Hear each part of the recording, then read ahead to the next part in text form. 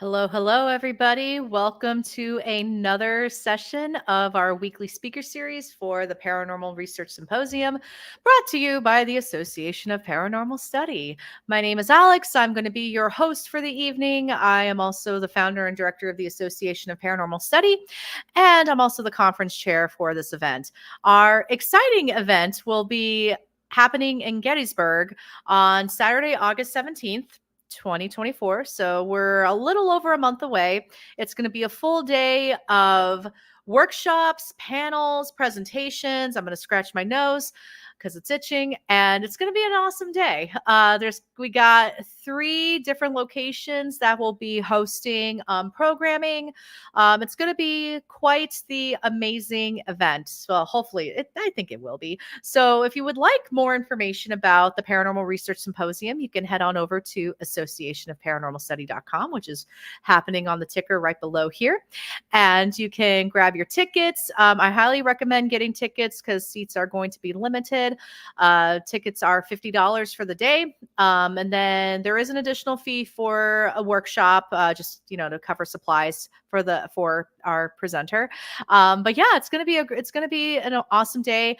Now, if $50 is like, ugh, or I want to be more involved, we are looking for volunteers for the symposium as well. So if you go to associationofparanormalstudy.com, click on Paranormal Research Symposium, you will see there is a link for volunteers, and you can sign up to volunteer.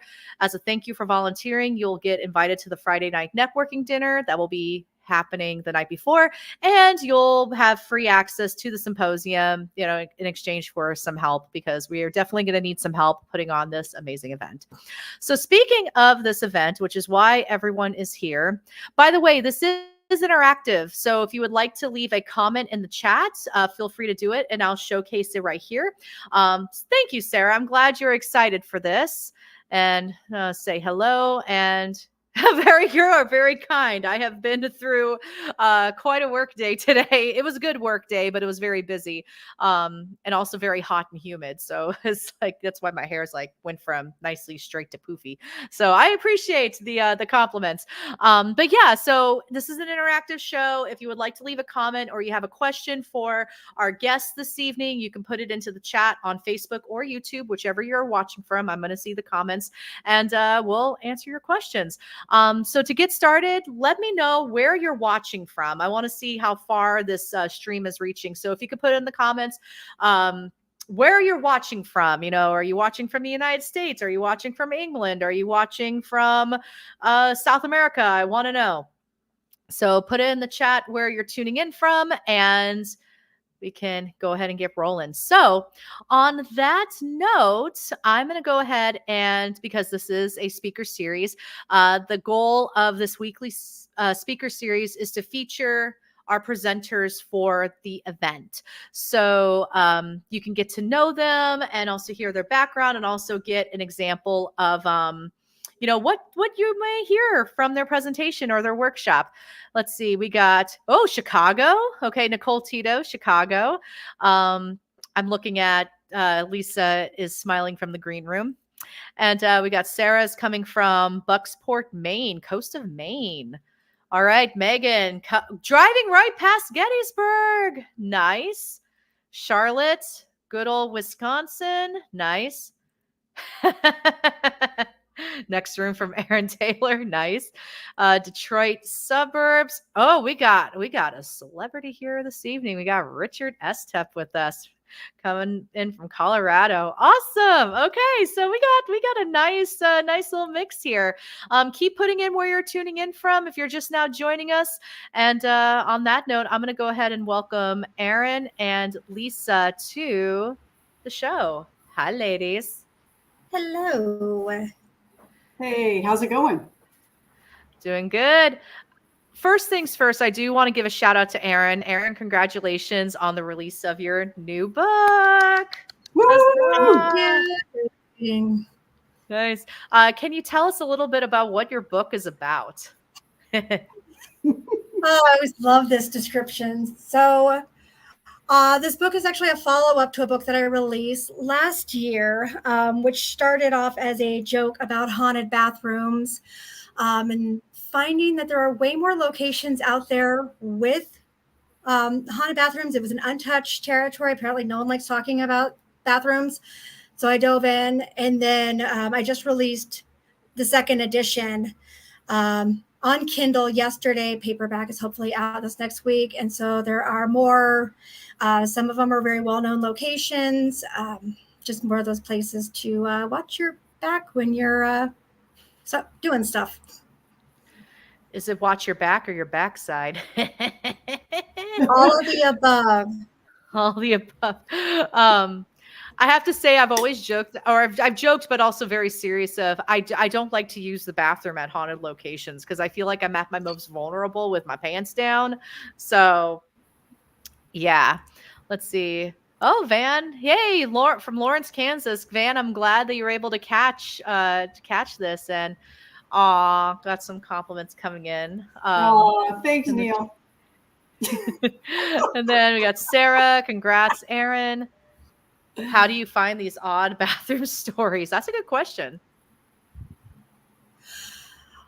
They all just started coming to me originally in first, and then second volume. I actually like to point fingers at the lovely lady bottom box of me, Lisa, because apparently she was holding out on me during the first book, because after it was released, she said, oh, do you know this place and this place and this place? And everything just started coming up. And so going to haunted locations, and it was like, yes, but are your toilets haunted? Became a very odd question. But yeah, you'd be surprised again. But yeah, Lisa is a very reoccurrent figure in this book. That's amazing. Nice. Always awesome. The bridesmaid, never the bride. Oh my gosh. And yes, it is number 2. It is unfinished business number 2, Sarah. So there is a lot of potty humor. I couldn't help myself. It sounds like you're amongst friends. So it's all good. Well, awesome. Well, thanks for sharing that. And again, congratulations. I can't wait to get myself a copy. Yeah, so we'll go ahead and get rocking and rolling. So first, since we may have some viewers who may have not have had the pleasure to meet you yet, would you both of you mind introducing yourself? And we'll have Lisa go first. Oh man, the first thing I have to tell you is that I'm watching behind you, Alex, and I'm counting the kittens behind there. And before I just saw like 2 paws playing with each other, and now I just see the cat. Yeah. Yep. It's a game, count how many cats or count the sightings. Right. Okay. So I am Lisa Krick, and I've been investigating the paranormal for over 20 years now. I started my career in paranormal, I guess you would say, with Dale Kaczmarek and the Ghost Research Society out of Chicago. Split off from him, gosh, I want to say 12 to 15 years ago-ish. And we made up our own group called the, I'm going to go blank and they're going to kill me, as Association of, I don't know, it's ASS is what it is. So it's ASS, American Spectral Society. Oh my God, you guys. Nicole's on watching going, oh my God, Lisa, what is wrong with you? So anyway, and I've been with them since that time. I've investigated in the United States and a little bit in Europe, but like Scotland and Ireland, I went over there and investigated some fun stuff. Haven't been to England yet. Went to Greece, and the people who live in Greece told me that there's nothing that's haunted in Greece. And I'm like, I find that hard to believe. But I couldn't find anything. I just found like ancient stuff. I found a graveyard that had this ancient sewer line that went through it, and there was like petrified poop, so you could put that in your next book. Petrified poops? Petrified poops in Athens. So you hold out on me. Just kidding. I've been investigating for about 20 years or so, and I had a really great mentor, Rosemary Ellen Guiley, who, by the way, today is her birthday, so thanks, Ro. Yeah. And she taught me so many things, most of which was to believe in myself and always question and never just because it seems like it doesn't exist, don't believe that it doesn't exist, and see if you can delve in deeper. And that's helped me along my path as well. So she really got me into, she wasn't around for Estes, but she was big on ITC communications. And she was my mentor absolutely for the dark mirror. So that's me in a nutshell. Nice. All right, Erin. Of course, you're going to have me follow up her and all her glamour and ass. I mean, coming from the toilet book. My glamorous ass. Glamorous ass. I don't know. Just a little snippet of the book. Lisa did talk about a handsy ghost in one of those bathrooms. So just saying.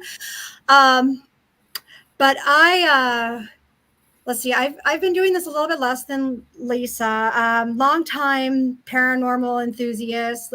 Grew up with R.L. Stein and scary stories to tell in the dark, and always told myself if I ever saw a ghost, I'd probably piss myself.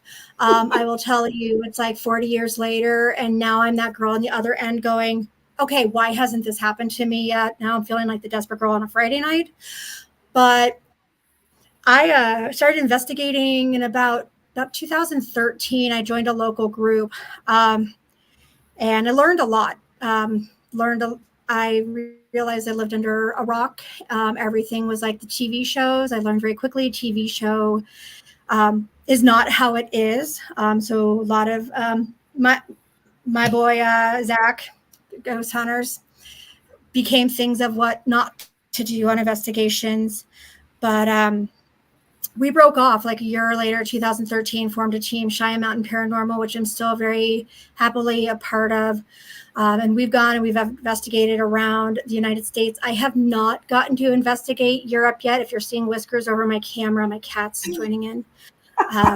Because when I was in Europe, that was me like being terrified that I am jonesing. Hey, Brittany. Brittany's part of my team. But yeah, I'm ready to go and get back in there because now it's like if it's haunted, I will go. You don't even have to tell me there's food or drink. If it's haunted, I am there. So that's what I've been doing. So can't believe it's going on a decade. Feels like it's been longer, but it's a blast. Nice. All right, cool. Well, we already have questions coming in. So I have questions too, but I'm definitely prioritizing, our viewers this evening. So Brittany said, we'll travel for ghosts and then have ghosts will travel. Let's see. So Van has a question. What does maybe ITC, what does that stand for? I can never remember, but it has to do with communications and the other side. I honestly can never remember what it means. Do you know, Alex? Yeah, it's inner trans communication. So, okay. Yeah, it's either inter or intra. Same. I can never actually remember. So, it's all good. It just encompasses the whole of the communications that we do with the other side. So EVP sessions, or whether they're using what Ron and Lords are using. I can't remember what they're calling it. Ghost boxes and things like that. It encompasses everything when you communicate with the other side. Mm-hmm. Yeah, it's like spirit box, like basically the whole shebang. So yeah. Nice. Oh, Richard coming in to save the day. He's in there shaking his computer. My God, you girls, you should know this. No. I know. Well, it's that I think you're right, Richard. It is instrumental transcommunication. It's, how many investigators does it take to get this terminology right? Too many oh my gosh. so many acronyms. So many. Nice. I can't even get my team's name right, man, let alone ITC. I know. It's like you're part of ASS, and then you join APS, and then of course the Paranormal Research Symposium is PRS. So it's like we have so many. So Hello, my partner are both members of the trans community, so when I text her, I'm going to call it ITC. I love it. Love it. That's love it. amazing. Nice. All right. So let's see. Question for both of you. This time we'll have Erin go first. What are you presenting at the symposium? Or conducting? Sure. So I'm presenting in mine, and it is basically talking about the paranormal and mental health. By day job, I am a licensed clinician, therapist, mental health in Colorado, and I've been doing this for about 20 years. And so for like the first several years of doing paranormal, I was a little bit quiet because not a lot of people like the two blending together. But then I started thinking about it, where how many times can we explain paranormal by like what is something like of a diagnosis? Also, what is something that maybe cannot be explained by modern science? Could that be something that is paranormal? And as a therapist, when I find those things that I can't explain, I'm way too excited for it. But there's been plenty of times where looking at mental illness or I don't like to say mental illness, but mental health, could that be a contributing factor to what is going on? So basically, it's more of an educational stance for the listener, the person or the participants to walk away with a better understanding, not to diagnose, not to say everything is just, part of a DSM, but more to be able to say, okay, could it be something else? For example, someone who's hearing voices, is it paranormal communication, or is there a history of psychosis? Something to look at. So just to, again, make their own decisions out of it. Just more light on it. Long synopsis. Love it. That's awesome. All right, Lisa. Yeah, that sounds fantastic. I don't schedule my stuff when hers is going on so I can listen to it. You're already making my scheduling complicated, y'all. Just kidding. Just kidding. That's what I do. So I'm going to present two different workshops. One is on the Estes method, and it's how to tweak the Estes method from vanilla to fantastic. So different ways to incorporate it for your own team, because I don't think you should do anything vanilla. I think you should definitely learn it that way. And then you should think, how will it work for my team, and how will it work for me, and what can I do? And you're only as limited as your imagination is on this. I mean, there's one set of rules, and that is you need to not be able to hear, and you need to not be able to see. Any way you want to go about doing that, those are your rules. After that, play with it, make it your own. So basically tweaking the Estes method. And then the other workshop I'm doing is the dark mirror scrying. And that is the workshop that's got a $10 fee, because you're going to take home your mirror and pamphlets on how to make your own mirrors and how to consecrate them and how to do all the woo-woo stuff behind the scenes before you actually use your mirror. So that's the workshop that's $10, because you're taking home a mirror that's already been blessed and consecrated and all that happy stuff, and hopefully you've bonded with it, and it's got your vibe, and you can use it, and that's the woo-woo coming out. But yeah, that's the dark mirror and the Estes, and that's what I'm all about. Nice. All right. Wow, y'all are coming in with the questions. This is amazing. All right. Makes my job easier. All right. So we got a question from Sarah, and it's for Lisa. Lisa, I'm wondering, how does your passion for the paranormal influence your work as a death doula? You guys have been stalking. I love this. So I think they really fall hand in hand. And I have a friend who's a shaman who said, when you're doing your death doula work, and they are afraid to pass to the other side, because for people who don't know what a death doula is, a doula is somebody who is like a midwife, and they bring life, they bring you into the world. So basically, instead of a doctor, you can use a doula or a midwife. A death doula is at the other end of the spectrum. So basically, when you have a terminal illness and you're in hospice and you know you only have so much longer to live, You have a team of people in the hospice arena who are there to do it. But I'm telling you from personal experience with my dad, they don't have time. They come in once a week or they come in twice a week for an hour. And that's all the time that you get. And all the rest of that is then on the family. So a doula will come in and sit with your loved one or sit with you, and they'll listen and they'll help you work out. If you don't have a will made, they'll help you do that. If you don't have an advance directive made, they'll help you do that. Whatever you need from them that you can't do, that's what they'll do. The only thing that death doulas don't do is anything medical, because we are not a medical professional, but we can take care of, and we're not a social worker. So we didn't go to school for that, but we are there to do anything and everything else. If you haven't done your funeral yet, we're here to help you with that stuff. We can give you the different options that go on, regardless of a religious background. This is about the dying person.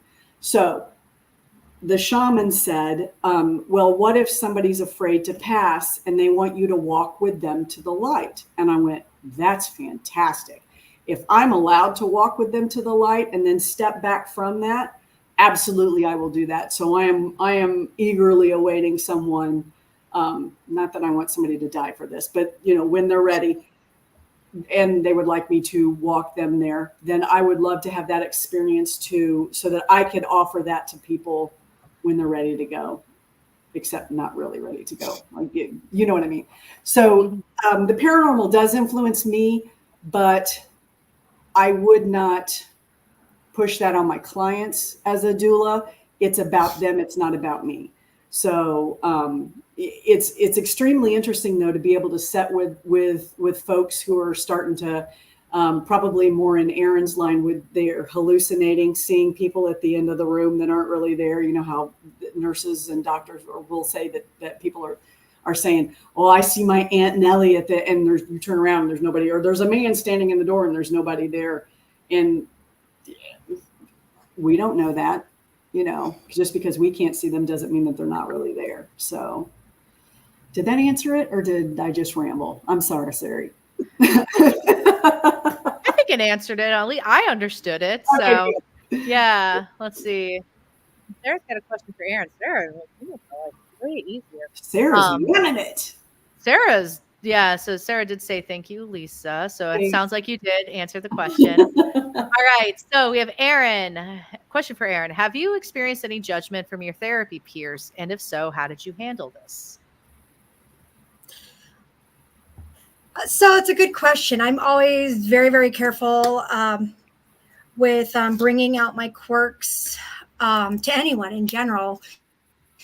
But I found that a lot of my my colleagues, they love the ghost stories. They love that. They have actually been really good, like cheerleaders, bring it on. And we actually, one of our buildings is haunted, so we actually did a little mini ghost hunt there. We went up to a Cripple Creek jail. So I mean, they love it.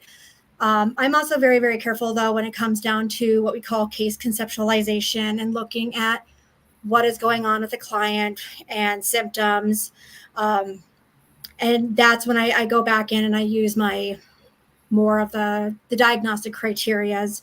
Because there are clients who will say, yes, I saw my grandma talks to me, or I've had other clients who are like, well, no, they're not voices, they're angels. And that's not my job.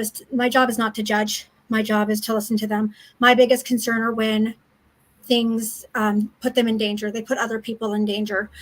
And so because I can still do my job and still provide effective therapy, I'm not really getting anything because it doesn't impact my care to clients. Now, of course, there's times, I'm not going to lie, someone will say, oh, well, I had this happen. I'm like, really? Did you really have that? That was really exciting. But I have to hold back. Although, as a side note, I did have a client who pulled up my very first Morbid Curious that I did for Troy Taylor. And they're like, is this you? Like, yes, that is me. And then they thought it was really cool. So, I got really lucky with that one. But I try to just keep that that fine boundary in there. And so far, knock on wood, it hasn't been a problem, but that's where it's just trying to keep that fine line of, I'm not telling anyone, hey, this is this or that's that. It's like, this is what it is in my education, but what are some other explanations too? So yeah, I've been really fortunate. And there, Lisa, don't worry. I just rambled on for a question about that one too. Nope, I thought it sounded fine. I liked it. Yeah, sounded great. Yeah, works for me. Nice. Cool. Well, that was awesome. Thank you. Thank you, Sarah, for that question. We are going to pause for just a moment because, letting you all know tickets are now available for the symposium. You can visit associationofparanormalstudy.com to get your tickets, get more information if you would like to volunteer. So, gotta do more CTAs, I was told. So it's like, hey, if you want to hear more from Erin and Lisa and get a chance to chat with Erin and Lisa at the symposium, definitely grab your tickets and hang out with us at the symposium. So, and it looks like that you did answer Sarah's question. So, and your M&Ms were stolen, apparently. So just letting you know. I know where he sleeps at night. It's fine. All right. All right. So Van has a question. Do you find that people with mental health issues tend to have more paranormal activity around them, like genuinely measurable phenomena? Ooh. This is an absolute excellent question. And this is something that's that comes up. And actually part of the presentation that I'll be giving is talking about where there is a correlation between people with mental health, like bipolar trauma is actually a really common one that we see, psychosis, that we'll find that there's a lot more of these connections. There's a lot of theories. And again, it's like the paranormal in general, there's theories, but why is it that maybe certain things can connect to? And maybe it is because of just that conscious level. If there's maybe any bit of instability, could that be something that can, cause more sensitivity or more inhibitions? But that's where it's a really fine line between what is what. What's also really interesting is that more people are eager to believe in hauntings as being something that's occurring rather than their own mental health issues. So they can say, yes, I have this, but that was really a ghost. It's easier to say it was paranormal than that was my own mental health issue. And it's more widely accepted. And so, yeah, it's a really good question. It's really broad. And I have to be very careful in how I answer that sometimes, because people don't like being told sometimes that it could be something else, because they're very much in that. I'm not in their head, truth be told, but it's a lot of that. What is going on here? It's like that. It's not an orb, it's dust. No, it's grandma. Come on, Lisa. Yeah. It's not a ghost, it's your head. Yeah. People get touchy. Yeah. Mm-hmm. Cultures are different too. Cultures that don't do mental health, where there's a lot where it's in some tribes, if you hear voices, you're the wise, the medicine man. Yeah. The shaman. Yeah. Yeah. And it's cultures where, mental health is more of a Western medicine, where there's others where it's, Central America. I had a client long time ago where he got admitted, really bad psychosis, and his family was from like central Mexico, and they're like, it's just the ancestors. Why are you keeping him? It's just the ancestors, because that's what it was to them. And so, for them, it was just, the answer was to go talk to the church. So it's very interesting. I wish there was more research, but it's a sensitive topic. So that's where I'm tiptoeing in here with it. That's your next book. Research on that. Ooh, that'd be tough. I'd probably piss a lot of people off. And I will just talk about crappy toilets, okay? I'll leave that. Van's like, oh, orbs. Nice. All right. Awesome. Okay, well, great. Thank you for those questions, Van and Sarah. And if anyone else has questions, feel free to post them in the chat. We'll flash it on the screen, and we'll let Lisa and Erin take a go at answering. But yeah, so my next question is for Lisa, actually. And Lisa, in preparation for your Black Mirror scrying workshop, are there any do's and don'ts that are top of mind for you as you get ready? That's part of the presentation, the do's and the don'ts. That's okay. No, to get ready for it, I have a lot of the mirrors already made, but I have a few that I need to make. I usually do that really close to this is also going to be part of the woo-woo, okay? Not necessarily like symposium worthy, but this is what I do. So close to around the full moon, you actually make the mirror and use black enamel paint on basically just a picture frame. Do one side of that about 4 times. And then you then you put the frame back together and you set it out under the moonlight, a full moon, and that will cleanse it. And then you can consecrate it or bless it with a prayer from whatever deity you worship, or God or goddess. It just depends on where you lie in that spectrum. And you spoilers, I know.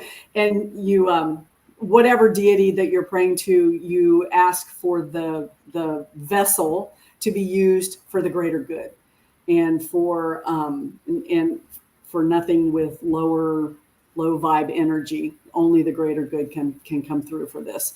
And then you bless it with Florida water after that. And then when I get ready to do and then it's ready to go. But then right before I do the workshop, I'll set them all out, and then I will re-bless them. Erin got to help me do that last a couple of weeks ago at Troy's when I did it there. She's like, "What are we doing?" I'm like, we're just setting them out, and then I'm gonna spray Florida water all over them. I'm gonna sage them and say a little prayer, and yeah. So that's the do's and the don'ts.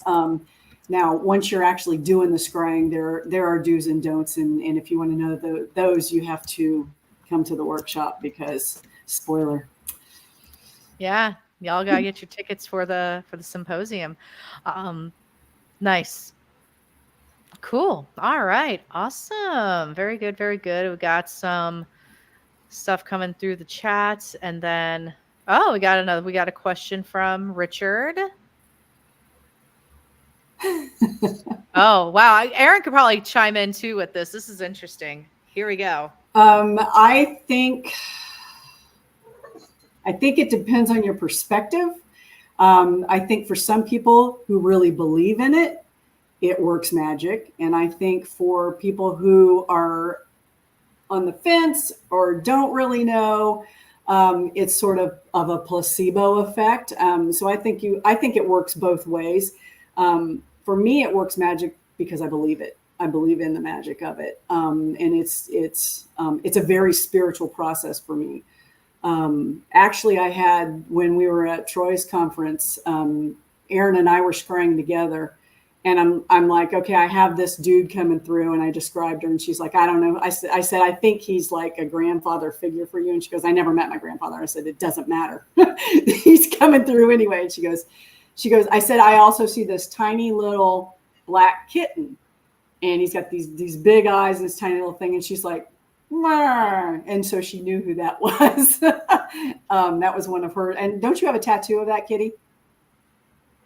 Yeah, she has a tattoo of that. And she's like, no, it's him. And I'm like, oh, okay, well. So yeah, Kitty came through. And then we had this lady who had her divorced husband came through the first time we did. And then she goes, I don't want him to come through. And I go, well, tell him not to. Tell him you don't want to talk to him. And so the next time we did it, I said, now, we don't want this lady's ex-husband coming through on anybody's mirror. So just stay out. So, but we even had activity in the room at the other end of the room, somebody popping in to see what was going on. So, yeah. Okay. Oh. Talk science at me, Erin. Tell me, give me the placebo.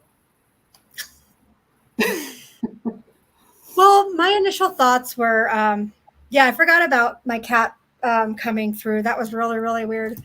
The grandfather thing, but the cat was interesting. So going into, well, there's the power of belief, right? Where I can't really say from a mental health side whether something like that, if someone believes things, we hear about manifestations in cognitive behavioral therapy. That is a big thing between like thoughts and feelings and how much those are intertwined and how much they can go into behaviors.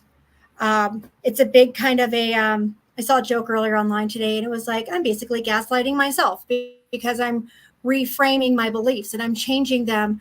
So if I am changing my beliefs and I am thinking like something good, then if that's helping me just with my own life, could it be something where maybe I'm seeing it in my broader spectrum of my broader beliefs?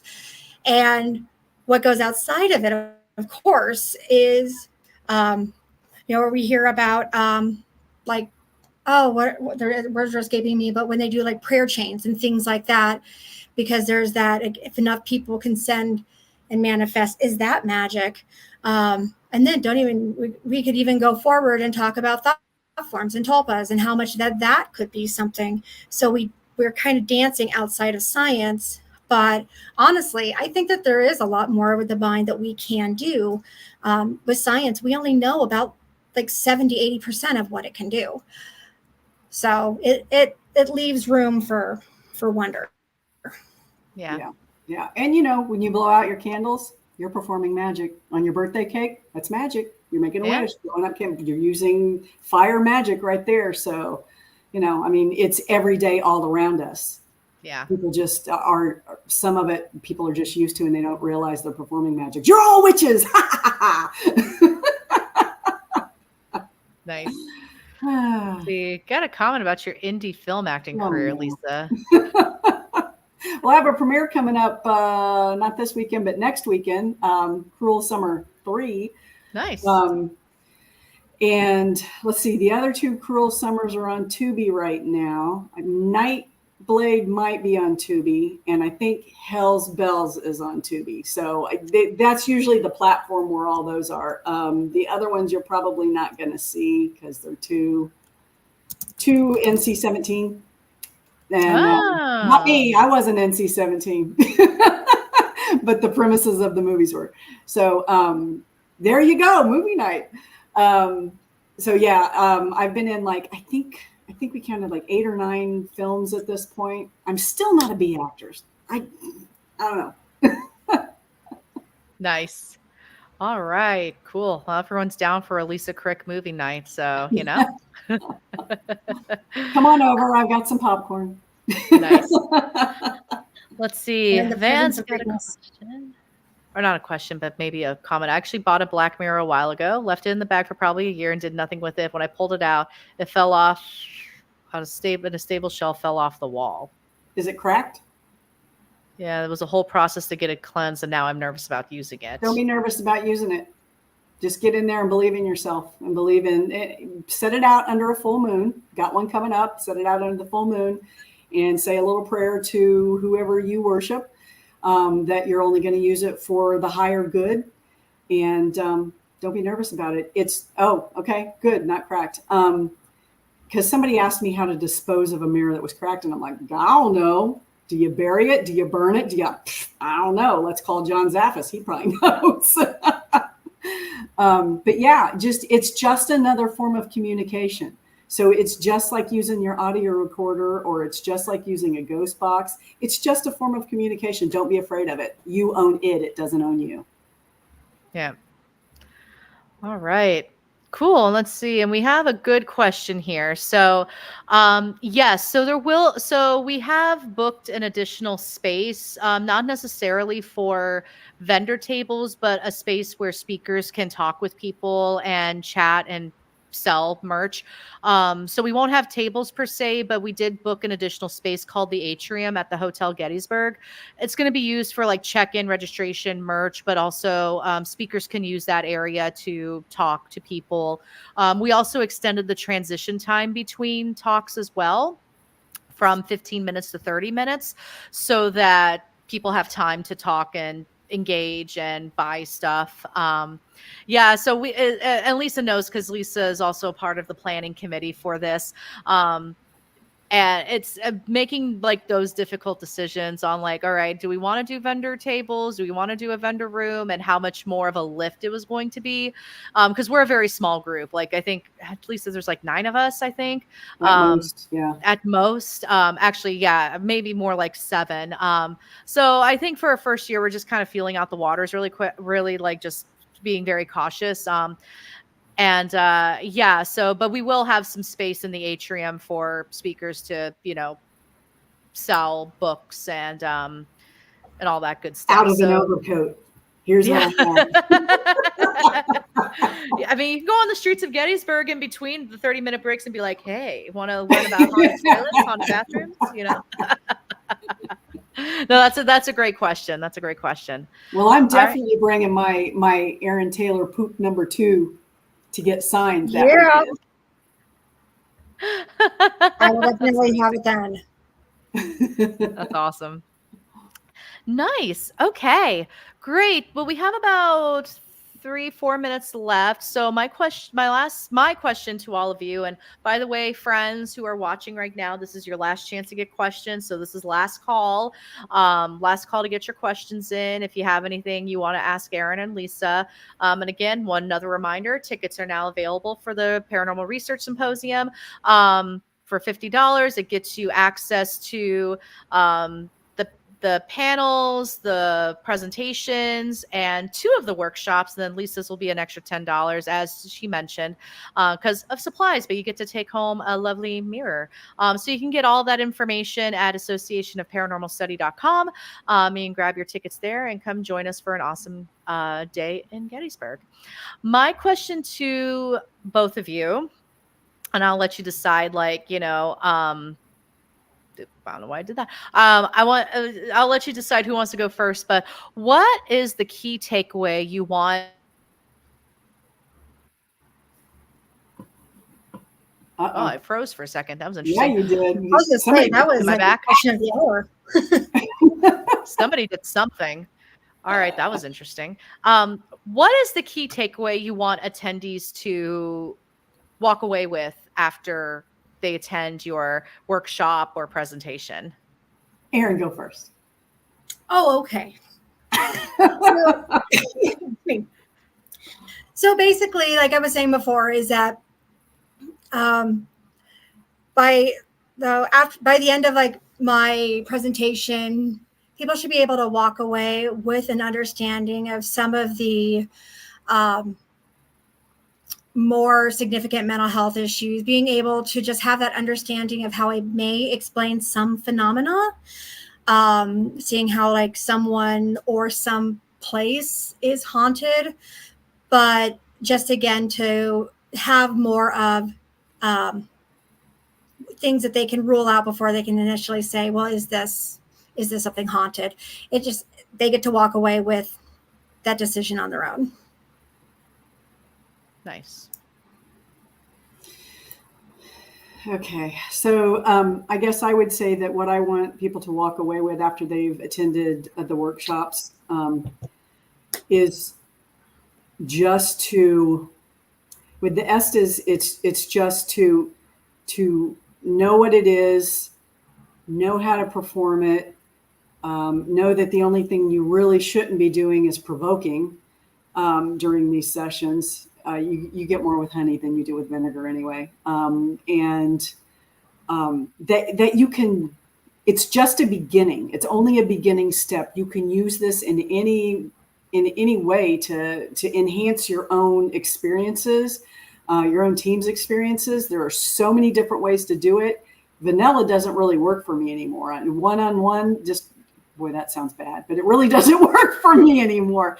I like being hooked up with another person that's under as well, because you get great conversations going back and forth, or 3 or 4. I mean, however many people you can get under the hood at the same time, it's like a party in there. And people just don't realize that. But so I want them to walk away from that knowing that you don't have to do every experiment vanilla. Use your head, think it through, and you can come up with some great things. For the dark mirror scrying, I guess it would be like part of what I answered before. This is just another form of communication. It's not dark magic. It's not demonic. It's not really magic. It is a form of communication. Just like the Estes, just like running EVP sessions, running audio sessions.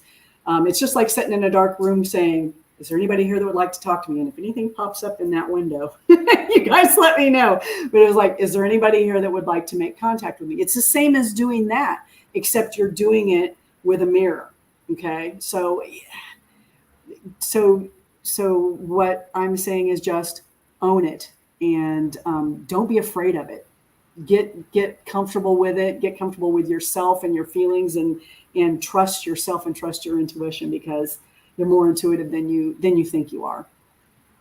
Nice. All right.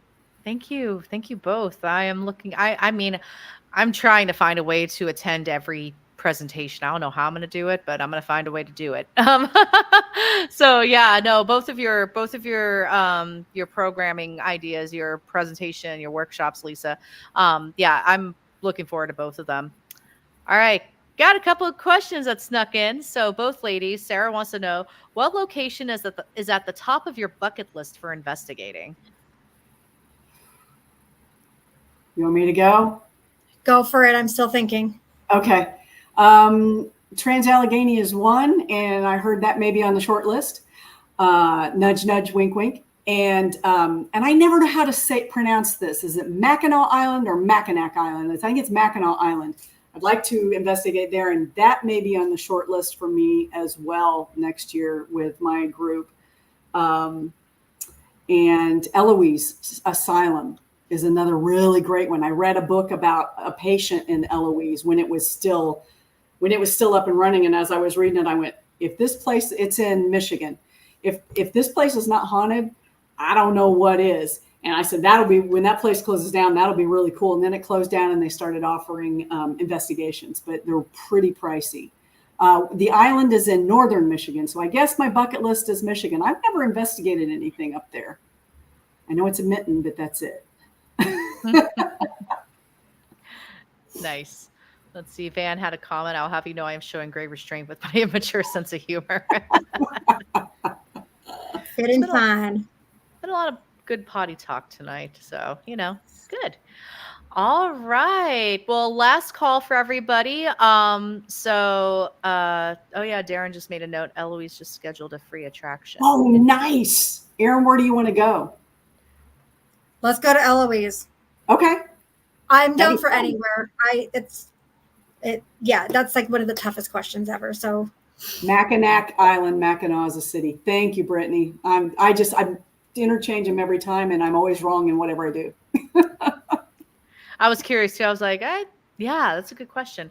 Nice. That sounded out good. Hey, we got a phonetics lesson tonight too. That's that's nice. Awesome. All right, good. Well, last call, everybody. If you're interested in joining Erin and Lisa for the Paranormal Research Symposium, you can head on over to associationofparanormalstudy.com to grab your tickets, or if you would like to volunteer. We do need some more help to make this event a success. So if you're interested in volunteering, let us know. We have a whole form on the website you can fill out. So come join us. Come play with us in Gettysburg in August. So yeah, Erin and Lisa, this was a blast. This time just flew by. So this was a lot of fun. Thank you so much for joining me this evening. And I am looking forward to your presentation and your workshops at the symposium. Thanks, Alex. I'm looking forward to the symposium as well, and it was so much fun tonight. It was great. Oh, and one more thing. Where can people find you if they wanted to get in touch with you? Go ahead, Erin. Oh, okay. I think I have an author page on Facebook and Instagram. I have a Twitter, but I will admit that I'm really, really bad at following it.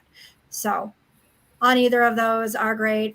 You can also feel free to follow my team, Shia Mountain Paranormal, on Facebook as well.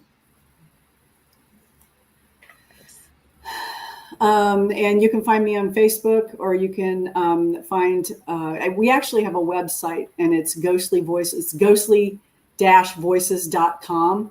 And that's for me and my paranormal partner in crime, Nicole Tito. She has done pretty much everything with that website for a while, because I haven't had time to get in there and play with it. But you can find all of our EVP evidence and some of the places that we've been. And if you have messages that you need to send me and you can't reach me on Facebook, you can always go there and we can answer you there as well. Awesome. All right. Very good. All right, ladies. Well, I will go ahead and let you go for the evening. Thank you to everybody that was watching. Thank you to everyone who submitted questions. Really appreciate it. And next week, we will have 2 more speakers. We're going to have Sabrina Beakley and Josie Bluegrass. Josie's going to be our featured local Gettysburg representation for the symposium. And then Sabrina, who also just released a book, is also going to be hopping in as well. So next week is going to be tons of fun. Be sure to join us, and I will see you all next week. Same time, same channel. All right. Bye, everyone. Thank you. Bye.